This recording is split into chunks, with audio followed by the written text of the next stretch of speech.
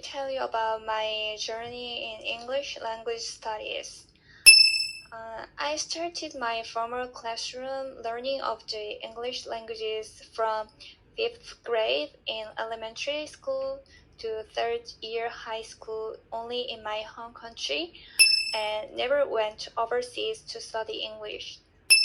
It is quite known by many that the Korean English curriculum mainly focuses on reading, listening, and grammar.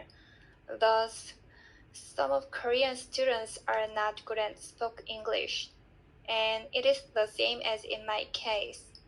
And after graduating from high school, I didn't study English subject anymore, and I was totally fine with it, since I honestly don't like English and I was only fond of math and science. Because of this fact, the most difficult thing I faced when I learned English is the conversation, because some of the meaning of the words and expressions that I found in the dictionary and the actual words and sentences used by native speakers are different.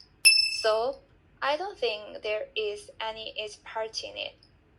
To show you what I mean, compared to my mother tongue, the word order of a sentence is very different. For example, in English, the order of a sentence structure is subject, verb, object. However, in Korean, the order is subject, object, verb. Therefore, there is no wonder why I get confused a lot when I learn this second language. But despite these challenges, I found a strong reason to restart studying English and improve my English language skills. In June last year, I decided to get a master's degree in another country, such as Canada and Australia. But I need an IELTS score of 7 to get into the university. I used several methods, like taking an internet lecture that is taught by famous Korean English teachers every day, and I also took online video lessons with native English teachers. But it wasn't easy to work and study together. And finally, I decided to come over to Canada and emerge in this English-speaking community in person.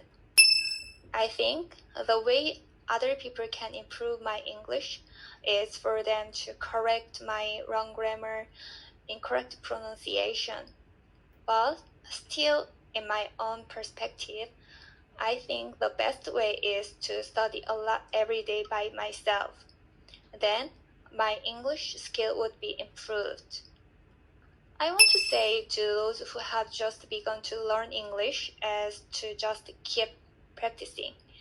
For instance, you can watch some English news programs and TV shows, and make friends who are native English speakers and talk to them a lot. Plus, it would be good to subscribe to some YouTube channels whose content are related to studying English. This is my experience of studying English. Thank you for listening.